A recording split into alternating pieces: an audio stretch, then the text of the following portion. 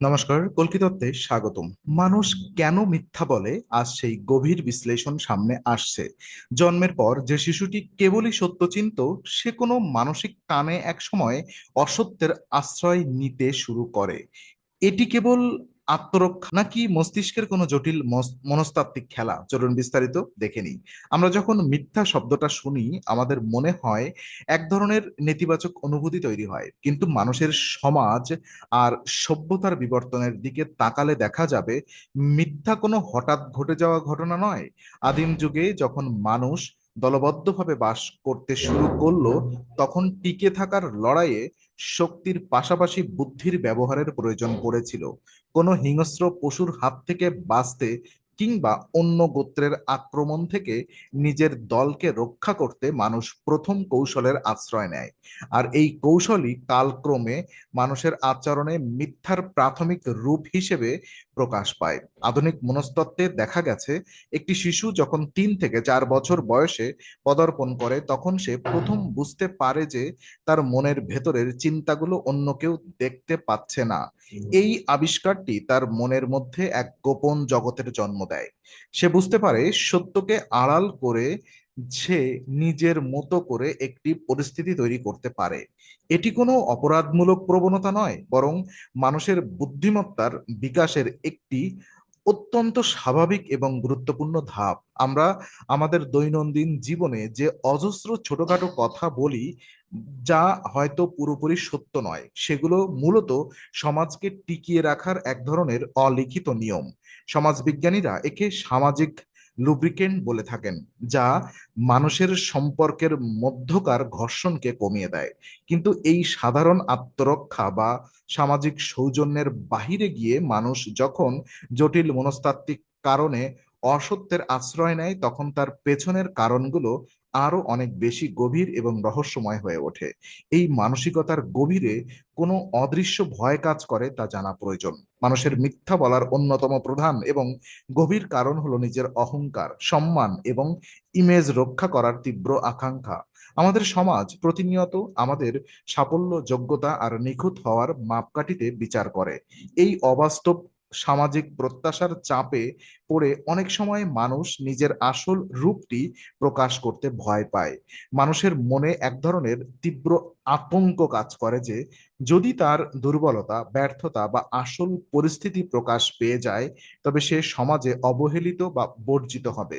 এই ভয় থেকেই জন্ম নেয় এক কাল্পনিক ব্যক্তিত্বের, যাকে টিকিয়ে রাখতে মানুষকে প্রতিনিয়ত মিথ্যার আশ্রয় নিতে হয়। মনোবিজ্ঞানের ভাষায় একে বলা হয় আত্মরক্ষণশীল আচরণ। মানুষ যখন নিজের তৈরি করা সেই কৃত্রিম ইমেজের জালে জড়িয়ে পড়ে, তখন সে নিজেই নিজের সত্যকে অস্বীকার করতে শুরু করে। সে অবচেতনভাবেই বিশ্বাস করতে শুরু করে যে তার এই কৃত্রিম রূপটি আসলে সত্য। এই প্রক্রিয়াটি মানুষের মনে এক ধরনের সাময়িক স্বস্তি দেয়, কিন্তু দীর্ঘমেয়াদে এটি এক বিশাল মানসিক দ্বন্দ্বের সৃষ্টি করে। মানুষ নিজের আসল সত্তা থেকে দূরে সরে যেতে থাকে এবং এক ধরনের একাকিত্ব তাকে গ্রাস করে। কিন্তু সমাজ কেবল সাফল্যের গল্প শুনতে চায় বলেই মানুষ নিজের ব্যর্থতাকে ঢাকতে অবলীলায় সত্যকে গোপন করে যায়। এই ইমেজ রক্ষার লড়াই কেবল বাহিরের পৃথিবীর সাথেই নয়, অনেক সময় মানুষ নিজের ভেতরের অপরাধ বোধ থেকে বাঁচতেও নিজের সাথে মিথ্যে বলে।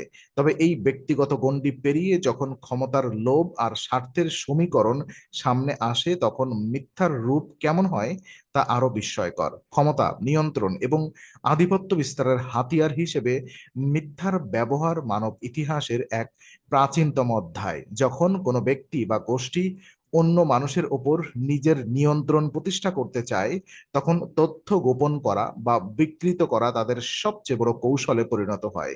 যে কোনো সম্পর্কের ক্ষেত্রে হোক সেটা পারিবারিক, সামাজিক বা রাজনৈতিক, সত্যের উপরে নিয়ন্ত্রণ থাকা মানেই হলো সেই পরিস্থিতির উপর নিয়ন্ত্রণ থাকা। মানুষ যখন বুঝতে পারে যে সত্য প্রকাশ করলে তার হাত থেকে ক্ষমতা বা সুযোগ চলে যেতে পারে, তখন সে অত্যন্ত পরিকল্পিতভাবে মিথ্যার জাল বুনে। এই ধরনের মিথ্যা কোনো আকস্মিক আত্মরক্ষা নয়, বরং এটি অত্যন্ত ঠান্ডা মাথায় করা এক ধরনের মানসিক চাল চালার মতো। এর মাধ্যমে অন্য মানুষের চিন্তা ভাবনা, সিদ্ধান্ত এবং আবেগকে নিজের সুবিধা মতো পরিচালনা করা যায়। মানুষ নিজের অর্থনৈতিক লাভ, সামাজিক পদমর্যাদা কিংবা কোনো বিশেষ সুবিধা পাওয়ার জন্য এই ধরনের আচরণ করে থাকে। মজার বিষয় হলো, এই প্রক্রিয়ায় লিপ্ত ব্যক্তিরা অনেক সময় নিজেদের কাজকে এক ধরনের উচ্চতর লক্ষ্য বা প্রয়োজনের দোহাই দিতে বৈধতা দেওয়ার চেষ্টা করে। তারা নিজেদের বোঝায় যে এই উদ্দেশ্য অর্জনের জন্য এই পথ অবলম্বন করা জরুরি ছিল।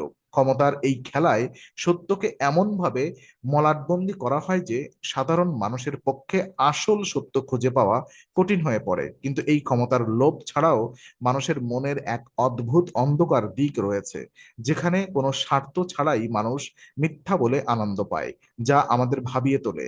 স্বার্থ বা আত্মরক্ষার বাহিরেও মানুষের মনে এক ধরনের অদ্ভুত মনস্তাত্ত্বিক জটিলতা কাজ করে, যাকে প্যাথোলজিক্যাল বা কম্পালসিভ লাইং বলা হয়।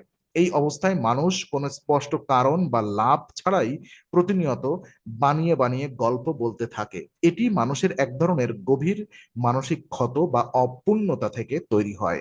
শৈশবে যদি কেউ চরম অবহেলা, একাকিত্ব বা ট্রমার মধ্যে দিয়ে যায়, তবে তার মনের মধ্যে এক ধরনের শূন্যতা তৈরি হয়। বড় হয়ে সে যখন সাধারণ উপায়ে মানুষের মনোযোগ আকর্ষণ করতে ব্যর্থ হয়, তখন সে বানিয়ে বলা অসাধারণ সব গল্পের আশ্রয় নেয়। এর মূল উদ্দেশ্য থাকে মানুষের সহানুভূতি, প্রশংসা বা স্রেফ মনোযোগ পাওয়া। আর এই ধরনের মানুষেরা নিজেদের তৈরি করা কাল্পনিক জগতে এতটাই বাস করে যে সময়ের সাথে সাথে তারা নিজেরাই সত্য আর মিথ্যের মধ্যকার পার্থক্য ভুলে যায়। তাদের মস্তিষ্ক তখন সেই কাল্পনিক ঘটনাগুলোকেই আসল স্মৃতি হিসেবে গ্রহণ করতে শুরু করে। এটি এক ধরনের আত্মপ্রতারণা বা মানুষের অবচেতন মনকে এক অবাস্তব নিরাপত্তার অনুভূতি দেয়। আর এই ধরনের মনস্তত্ত্ব মানুষের ভেতরের এক চরম একাকিত্ব এবং আত্মবিশ্বাসের অভাবকে নির্দেশ করে। তারা মনে করে তারা নিজেরা যেমন তেমন ভাবে সমাজ তাদের কখনোই মেনে নেবে না। তাই এই গভীর মনস্তাত্ত্বিক সংকট মানুষের আচরণকে এমন এক পর্যায়ে নিয়ে যায় যেখানে সত্য বলাটাই তাদের কাছে সবচেয়ে কঠিন কাজ মনে হয়। কিন্তু এই জটিল মানসিকতার বাহিরে মানব মস্তিষ্কের ভেতরে এই প্রক্রিয়ার সময় ঠিক কি ধরনের পরিবর্তন ঘটে তা জানা আরো বেশি কৌতূহল উদ্দীপক। মানুষ যখন কোনো অসত্য কথা বলে, তখন তার মস্তিষ্কের ভেতরে এক বিশাল স্নায়বিক যুদ্ধ শুরু হয়ে যায়। সত্য বলাটা মানুষের মস্তিষ্কের জন্য অত্যন্ত সহজ এবং স্বাভাবিক একটি প্রক্রিয়া, কারণ এর জন্য বাড়তি কোনো ভাবনার প্রয়োজন হয় না। কিন্তু একটি মিথ্যা বলার জন্য মস্তিষ্ককে একই সাথে কয়েকটি জটিল কাজ করতে হয়। প্রথমে তাকে আসল সত্যটাকে চেপে রাখতে হয়, তারপর একটি বিশ্বাসযোগ্য কাল্পনিক গল্প তৈরি করতে হয়, এবং সবশেষে খেয়াল রাখতে হয় যেন আগের বলা কথার সাথে নতুন কথার কোনো অমিল না থাকে।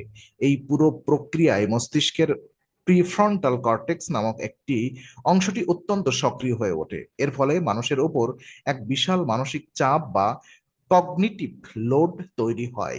এই চাপের কারণেই মানুষের অজান্তে কিছু শারীরিক পরিবর্তন ঘটে, যেমন হৃদস্পন্দনের বেড়ে যাওয়া, চোখের পলক দ্রুত পড়া বা গলার স্বর সামান্য পরিবর্তন হওয়া। তবে সবচেয়ে আশঙ্কাজনক বিষয় হলো, মানুষ যখন বারবার এই কাজটি করতে থাকে, তখন মস্তিষ্কের অ্যামিগডালা নামক অংশটি, যা মূলত আমাদের অপরাধ বোধ বা ভয় নিয়ন্ত্রণ করে, সেটি আস্তে আস্তে নিষ্ক্রিয় হতে শুরু করে। অর্থাৎ প্রথমবার মিথ্যা বলার সময় মানুষের মনে যে তীব্র ভয় বা অপরাধ বোধ কাজ করত, বারবার বলার ফলে সেই অনুভূতিটা কমে যায়। মস্তিষ্ক তখন এই অসত্যের প্রতি সংবেদনশীলতা হারিয়ে ফেলে এবং এটি তার কাছে একটি সহজ অভ্যাসে পরিণত হয়।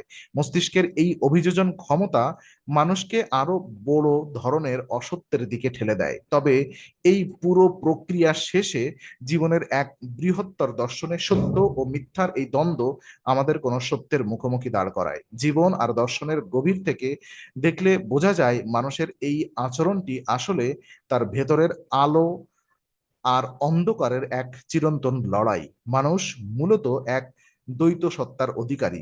একদিকে সে চায় সততা, পবিত্রতা এবং নৈতিকতার আলোয় বাঁচতে, অন্যদিকে তার ভেতরের ভয়, লোভ আর অহংকার তাকে অন্ধকারের দিকে টানে।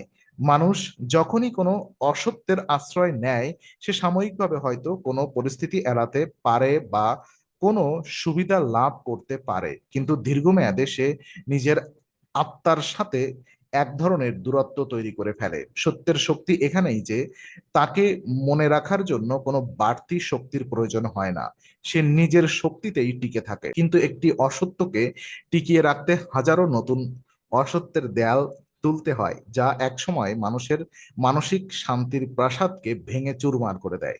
জীবনের শেষ প্রান্তে এসে মানুষ যখন নিজের জীবনের দিকে ফিরে তাকায়, তখন সমস্ত বাহ্যিক ইমেজ, ক্ষমতা আর কৃত্রিমতার মুখোশ খসে পড়ে। তখন কেবল সেই সত্যটুকুই অবশিষ্ট থাকে যা সে তার জীবনে ধারণ করেছিল। মানুষের এই আচরণকে কেবল ভালো বা মন্দের ফ্রেমে না বেঁধে মানুষের টিকে থাকার লড়াই এবং মানসিক জটিলতার এক দলিল হিসেবে দেখাই শ্রেয়। এই আত্মোপলব্ধি মানুষকে প্রকৃত অর্থে সচেতন করে তোলে। আজকের বিশ্লেষণ যদি আপনার ভালো লেগে থাকে তাহলে লাইক, শেয়ার, সাবস্ক্রাইবার এবং বেল আইকনটি অবশ্যই চাপুন। কল্কিতত্ত্বে আমরা নিয়মিত গভীর বিশ্লেষণ নিয়ে আসি।